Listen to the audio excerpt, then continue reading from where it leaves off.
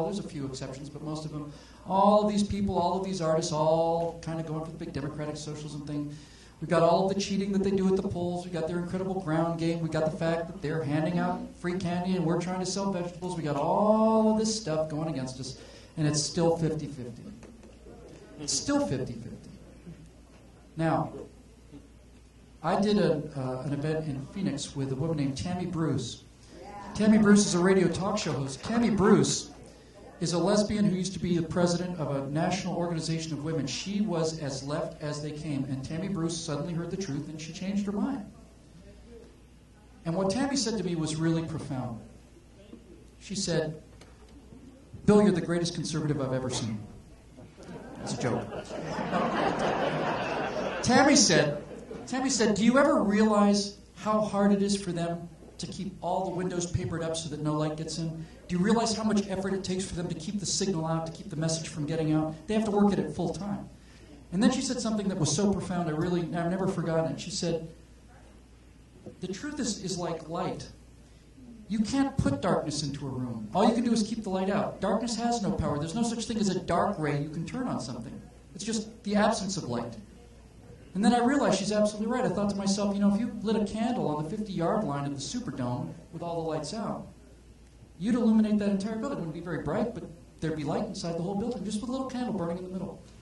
So the truth is an incredible lever, and it's incredibly powerful. And the truth has the ability to convert people very rapidly once you think about things. The reason these people have been able to succeed so much is because of the demonization they do. The whole idea of political correctness is we don't have to listen to you because you're a Republican or you're a conservative or you're a racist or you're a bigot or you're a homophobe or whatever. We don't have to listen to you. So what I try to do, and what we need to try to do, is we need to get out of this red-blue liberal Republican model. Because there's only one brand worse in the country than Republican. There's only one brand worse, and that's Democrat. But people think they're saviors because that's all they've heard. That's all they see in movies. Now, I was pretty good friends with Andrew Breitbart, and Andrew said something to me that I completely agreed with because I'm in show business. And he said, politics is downstream of culture. And he's exactly right. When people go and vote, they don't vote on what they know. They don't know anything about Benghazi. Some of them don't even know what Benghazi is. Most of them don't know what Benghazi is. So they go and vote based on what they've absorbed through the culture. And so, if every movie, the bad guy's a businessman, if every movie, the bad guy's a policeman and the good guy's a car thief or a murderer or a meth dealer or something like that, then we know that businessmen are bad. Great example of this was a movie called The Manchurian Candidate, which was made in 1964 with Frank Sinatra. And Frank Sinatra played a guy who was investigating a serviceman who'd been brainwashed by the Chinese in order to kill the president. That's why they called it The Manchurian Candidate, because the Chinese brainwashed this guy to kill the president. 1964. They remade the movie in 2007 with Denzel Washington. And it's the exact same story, except the people who were brainwashing the guy to kill the president was the Manchurian Corporation. It was American businessmen. So we're the villains in our own mythology. How are we going to win elections like that? What we have to understand is that we have to get into the culture. And the real problem is that there are many rich Republicans and rich conservatives out there, people with real means. They don't understand this. They don't get it. I tell them, no, if you really want to win elections, instead of spending $50 million, $100 million on the Heritage Foundation, which does great work, you need to buy Tuesday Night on NBC. You need to have a weekly TV series that's not lecturing people about conservatism, because these people didn't get in here lecturing us about Marxism. What they did was they made movies that had heroes like Matt Damon and George Clooney and lovely, wonderful, attractive people who saved the girl, and it turns out at the end the bad guy is us. You don't know you're getting that message. By the way, if you don't think that the culture gets into your head, we'll do a little thought experiment. Let's just say that I'm a campaign manager, and I want to control your mind and your thinking. So, if I can start a sentence, and you could finish the sentence, I'd have you pretty well, wouldn't I? If it was a campaign slogan. So let me tell you how pervasive the pop culture is. I'm going to start a couple sentences, and you can finish them for me. Ready? Come and listen to my story about a man named Jed. Just sit right back and you'll hear a tale of a fateful trip. Right. You didn't have to go to the Gilligan's Island website. You didn't get a pamphlet from Sherwood Schwartz to learn the Ballad of Jed Clampett. You just heard it hundreds and hundreds and hundreds of times. Hundreds and hundreds and hundreds of times. It's in your head. And all of the messages that came with those things. Now, Gilligan's Island and Beverly Hillbillies are not particularly subversive, but they're in your head. And everything that does come into your head through the culture is in your head too. You don't even realize it. I find myself catching myself believing things that I believe in deeply. I say, I can't say that. Yes, I can. But I've been told I can't. It's kind of back to the Stockholm Syndrome. So the bottom line of your question is we got to retake this culture. We got to put some money into the culture. We need movies and we need TV shows, and conservatives are going to have to understand you either part with some money for this or you're going to part with all your money because these people are going to tax you till you die. I think we got 2 more and then we're done. Hello, I'm virtual president. I really didn't think I'd make it this far. I want to tell you one thing. Up front, we're really having a grand time. As am I. We're having the time of my life. I'm going to change the tone of things a little bit because when the suggestion that we could ask you any question, a little country about the size of New Jersey popped into my head. They had an election this past week. A little country called Israel, right in the middle of a bunch of people who were really unhappy with that little country. And I'm wondering what your position on Israel might be.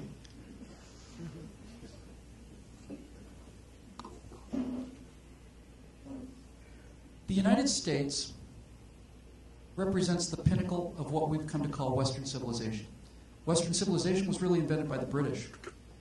The idea of Western civilization is the idea that people should be able to exchange ideas freely, that you shouldn't be afraid to speak your mind, that everybody should have a voice and a vote in government, but that rights should be protected, that individuals, minorities need to be protected from the rule of the majority. Western civilization means science in appropriate places. It means the miracle of free inquiry into science. Western civilization means philosophy of ownership of private property, of individuals as individuals. It's a philosophy that has risen up in rebellion against the ideas of rulers and tyrants and tsars and emperors and kings. Western civilization has liberated the world politically. Western civilization has freed people from the shackles of poverty everywhere it's been employed. And Israel is the only Western civilization in the Middle East. Israel is America in a smaller space. It is everything that we believe in. It's democracy, it's freedom, it's intellectual freedom, it's magnificent science, it's brave voluntary warriors, it's everything. It's everything we believe. It is America in a smaller space. Now, we're told by our moral superiors and their room temperature IQs that it is our moral duty, that somehow we're bad people if we pick Israel over the countries that surround Israel. And I don't need to explain to you how badly outnumbered they are in terms of territory and in terms of... I mean, there's hundreds and hundreds of millions of Muslims who are trying to kill them. We're told that it's morally wrong of us for us to be able to discriminate, to say that one country is better than another, that there's something wrong with us if we do that. I say if you cannot discriminate that one country or culture is better than another, then you have a cognitive impairment. There's something wrong with you. There's something missing from you. There's really something fundamentally missing from you if you can't tell the difference between a society that sends people with suicide vests into discotheques and pizzerias and blows up everybody versus a society that takes the victims of that massacre and treats them in the order which they are wounded, which means that Israeli doctors dealing with people who have just been a victim of a Palestinian attack will treat Arabs first over other Israelis if they are more severely wounded. If you can't see any difference between these two people, there's something fundamentally wrong with you. There's something wrong with you. It's not something wrong with us. There's something wrong with you. This country of Israel offered these people 97, 98% of what they wanted and has from its entire history. If you look at the history of Israel from the founding, it has been the history of concession after concession after concession after concession to people who openly state every day, both officially in government and in their churches, mosques. So sorry, in their mosques every Friday, that the only solution that they'll accept is to push these people into the sea. And ma'am, you know, the great thing about being virtual president, since I don't have to run for office, is I'm not really afraid of anything. I'm not really afraid of what people think about me. So let's get down to the root of the issue. Let's get down to why these Palestinians, so-called Palestinians, because there is no Palestine, why these people hate Israel so much. Why do they hate them so much? I'll tell you why they hate them so much. Because if you stand on the Golan Heights and you look down at the desert, it's like somebody drew a line with a ruler. And one side of that desert is green, and the other side of that desert is desert. The green side is what happens when you apply Western civilization to some of the worst land in the world. You irrigate the desert and turn it into a garden. And the presence of Israel reminds these people every day of their lives how much better they are at everything. At everything. No one wants to say that. No one wants to say it, but it's true. I'll tell you one little story that's really something to think about with these kind of dictatorships that the rest of this world lives under. By the way, do you know that there are only two places, speaking of dictatorships, you know that there's only two places in the Middle East where Arabs get a chance to vote in free and fair elections? One of them is Israel. You know what the other one is? Iraq. Iraq, which had the biggest, baddest, worst dictator of them all until George Bush decided to launch his war for oil. Right? Now there is an entire country that lives free and gets to vote and have a democracy and is learning how to do these things. Hard, not easy. Two places, Israel and Iraq. But this really is what it comes down to, is the unwillingness. It's not unwillingness. Listen, the entire progressive philosophy is predicated on one thing. It's really, really simple. My friend Evan Sayet wrote a book called The Kindergarten of Eden. I recommend it for everybody because he's very clear about this. Progressivism is based upon the idea of non-discrimination. It is predicated on the idea that you cannot say something is better than something else. Now, the reason for this is because these progressives looked at the history of war and conflict, and they said everybody's tried everything, right? There's been liberals and conservatives and capitalism, all this other stuff. They say the reason that there's wars in history and conflict and class struggle is because somebody believes one thing and somebody believes something else. So the answer is not to believe anything, you see? The answer is don't believe in anything. Don't take any position. You can't say we're better than them. How can you say we're better than them? See, if you say we're better than them, then there's reason for us to fight. So they say, no, just get rid of the whole thing. They're all equal. Everything's equal. Everything's kind of a temperature death. It's not true, though. It's not true. They're not all equal. And the last thing I'll tell you about these kind of dictatorships that Iraq was prior to the United States coming in and freeing those people is this. I've got to be friends with a woman named Cynthia Farahat. She's an Egyptian dissident. And at age 22, she started an opposition party to Mubarak, and she was on a death list at age 22. And she bluffed those people into thinking she had big connections in America. That's why she's still alive today. She's in Washington now. You know what she told me? She said, she's a Coptic, by the way. She's an Egyptian Christian. She said she was in school as a little girl with 2 or 3 other Copts, surrounded by Muslims in Egypt. And life was so brutal and so horrible every day. I can't believe, she told me this, and she was crying when she told me this. She said that as a little girl in school, she and the other Copts would sit there. You know what they used to pray for? They used to pray. They used to pray that America would come and bomb them all, kill them, bomb them all. They used to pray for American jets to come over and bomb the school, bomb everything, just to get rid of these people. They said maybe one day America will come and bomb us all and get rid of these tyrants. They weren't saying bomb them and spare us. They're saying just take it out, just get rid of it. It's a profound kind of a thing to think about when you're a 6 or 7-year-old girl, isn't it? Well, that's what life is like over there. It's what it's like in the third world. It's what it's like for people who don't understand any of these ideas about freedom and democracy and all the rest. They pray for somebody to come and kill them so that their oppressors can be killed too. I'm supposed to make this Egypt equivalent to Israel? I'm supposed to say these two things are the same? We're not allowed to pick sides in this? If I was the actual president of the United States, I would make a declarative statement. I would say we want all people to live in peace. We want all people to trade. Israel has offered you full citizenship. It's not my decision to say what Israel does internally. I'm not the president of Israel. What they do internally is none of my business. But Israel is a great, great ally and spiritual sister to America. And my sword is Israel's sword. That's what I would say. Last one. Well, I was going to ask you about American trade policy, but since we're talking about the Middle East, I'll change my question to Okay. what would you do? I like a man who can think on his feet. What would you do about the nuclear program in Iran? I would end it.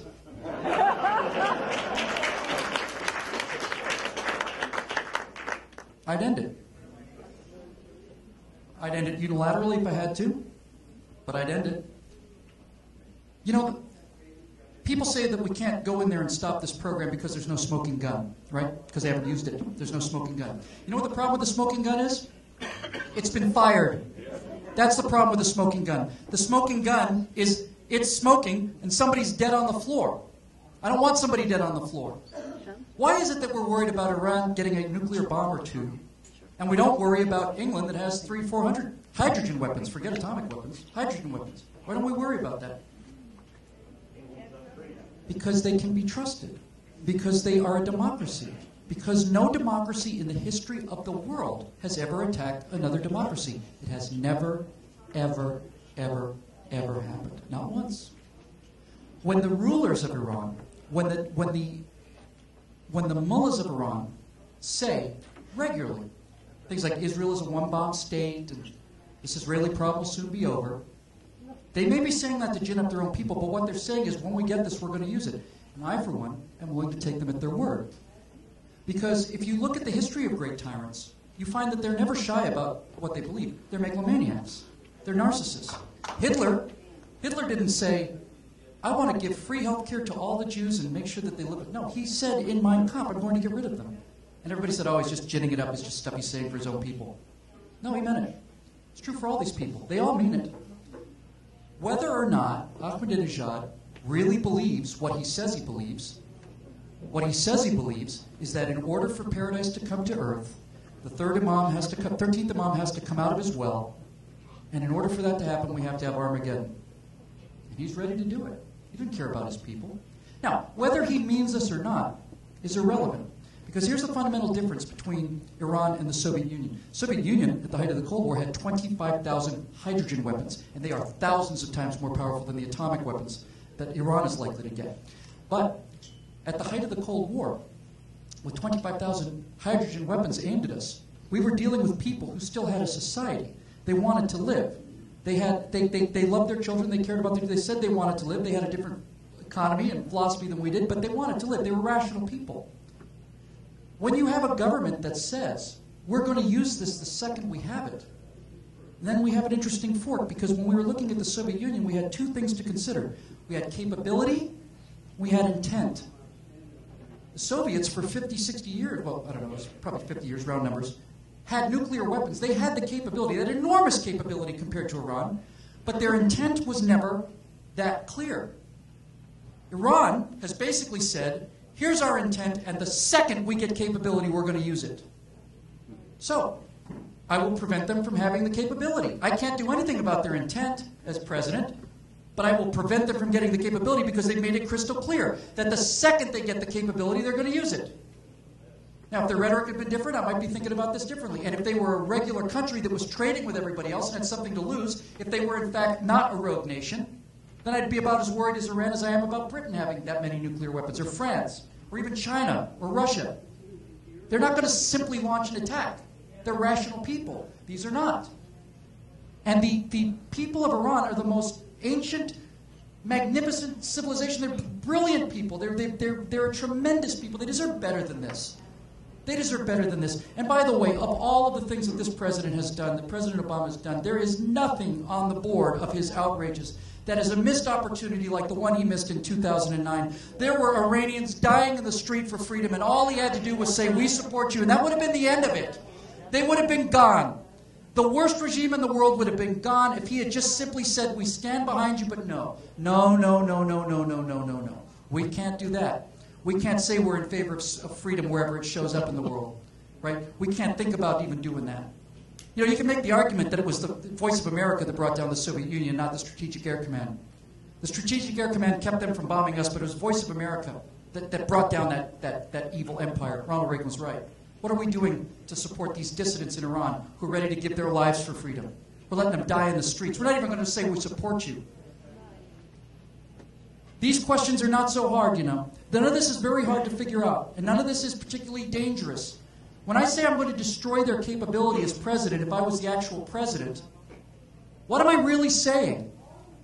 I'm saying I am willing to destroy certain installations using the military power granted to me by the greatest people in the world in order to prevent that gun from smoking in the first place. Right? The entire argument is this. France has a gun. I trust France. France is an adult. France doesn't wave the gun around all over the place. France doesn't go shooting guns off behind my head. France is an adult. They're a grown nation. But these people who are children, who have talked about all this other stuff, are about to get a gun. I'm going to take it away from them. There's nothing immoral about that. There's nothing warmongering about that. That is a move for peace. That is a move to keep people alive. It's not a move to kill people. I would stop them from getting the gun. They're not fit to hold a gun. Pretty clear to me. Thank you all for coming. We'll see you. Come back out here. We'll sign some autographs.